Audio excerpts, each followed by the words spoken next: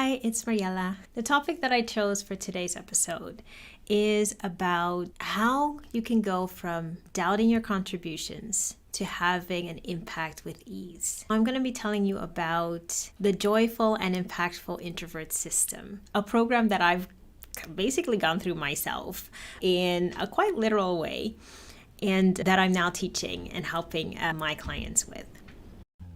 Welcome to the Productive Introvert Community Podcast, helping ambitious introverts who feel deep down that they can add more value to the world to really thrive in their work. I'm Mariella Franker, and I'll be sharing what I'm learning as an introverted entrepreneur, a natural productivity coach, and a mom while I build my business online and take care of my family and myself. In this podcast, you'll learn the mindset and the practical steps to naturally increase the impact of your work while making space for your unique strengths as an introvert. Hi, it's Mariella. The topic that I chose for today's episode is about how you can go from doubting your contributions to having an impact with ease. So I'm going to be telling you about the joyful and impactful introvert system, a program that I've basically gone through myself in a quite literal way, and that I'm now teaching and helping my clients with. So it all started a few years ago, but of course, these things start way before that. For me personally, I used to always feel a bit unsure about what I had to offer.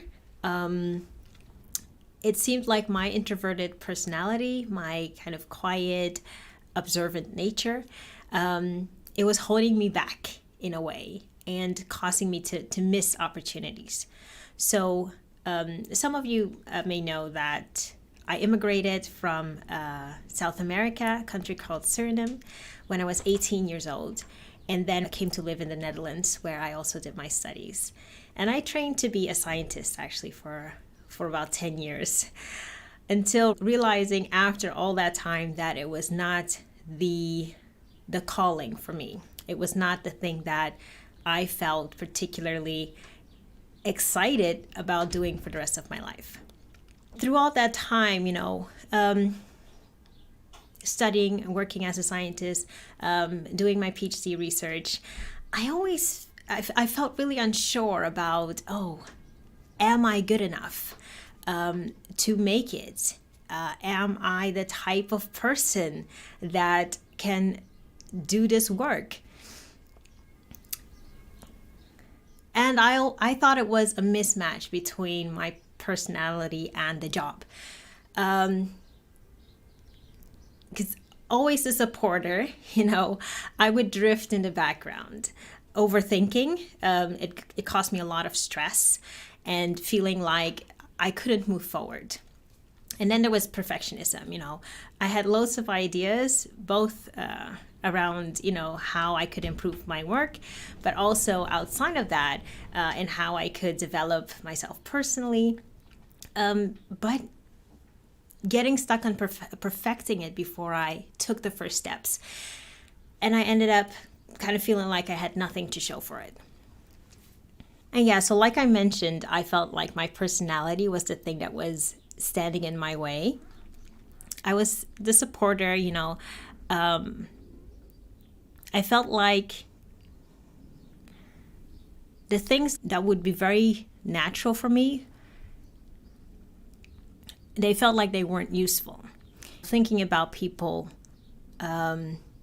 all the time, worrying about how they were doing, worrying about, do the people around me, do they feel supported, either by me or by other people in the team, wanting to let everybody say what they needed to say before we took action, and wanting to work on solutions together. Even little things like giving little gifts to people for no reason. And I did this recently. I'm going to sidetrack now, but as an example, I'm a co-founder of a medical writers team, and it's run by a group of really wonderful volunteers. I'm very grateful to actually, I can call each and every one of them my friends, and I'm very grateful for that.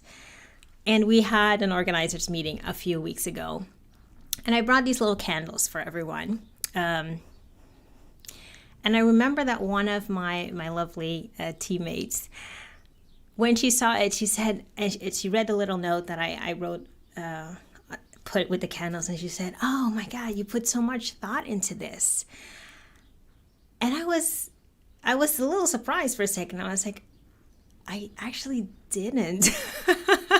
At least that's how it felt. For me, this felt like it didn't take any effort at all.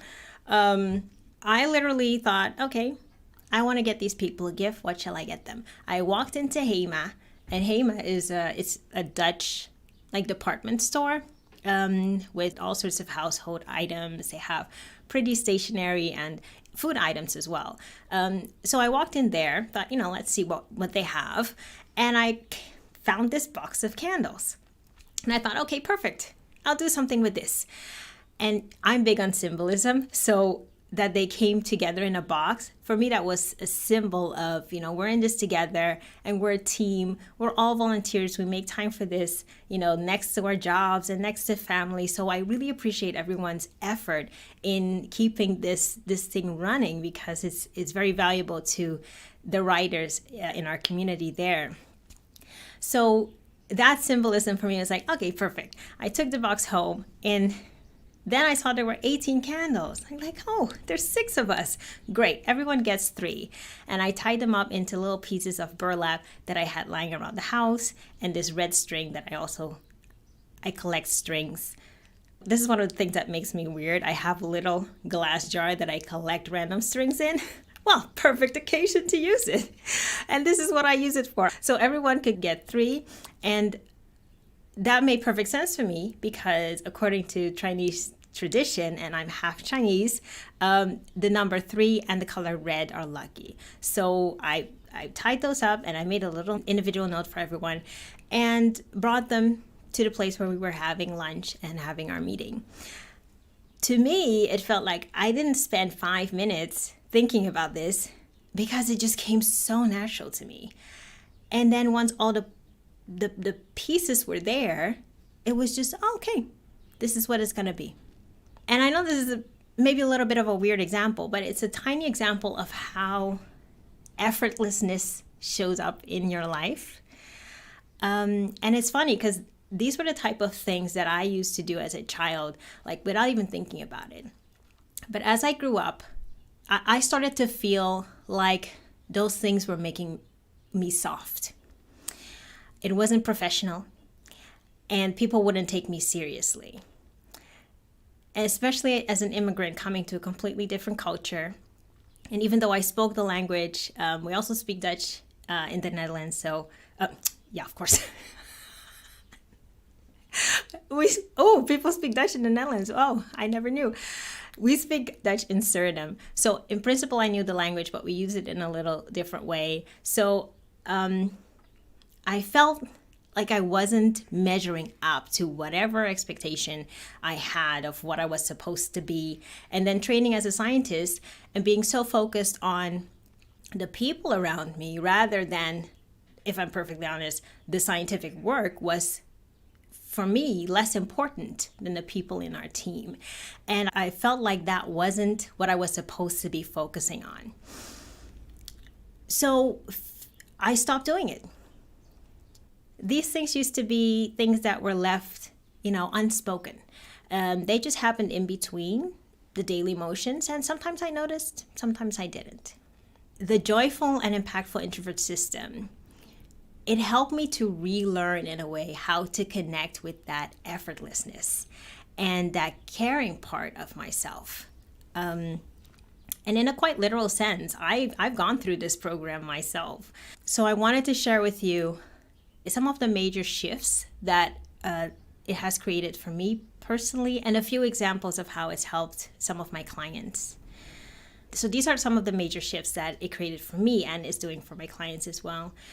Understanding what motivates and drives you on a deeper level, has made it so much easier to see that these type of things, these unspoken, effortless things, that they are real strengths.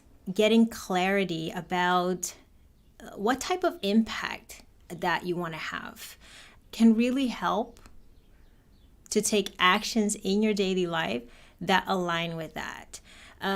For me, it's big things like adjusting the direction of my business to small things like bringing those little gifts for my volunteers.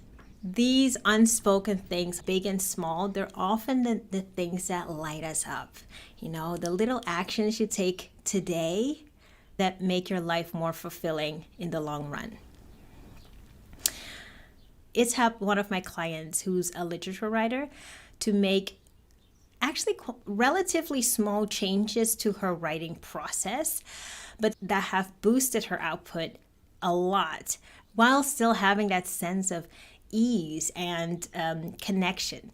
When we started working together, she'd been stuck for months with an article that she was writing for her PhD thesis. And we looked at her deeper motivation and what helps her to structure her articles and to find that connection, both with what she's writing and the team that she's working with. And within a few weeks of working together, she went from like endlessly editing her notes that were pretty fragmented to writing over 3,000 words in 2 days, finishing the article and publishing it not long after. This was over a year ago, and she recently told me that what she discovered about herself in this program still has a positive effect on the way that she writes her papers today. It helped another client of mine who's a busy mom and running her own business to internalize a simple habit that she was already doing, but now without feeling like she should be doing something else because it's the right thing to do.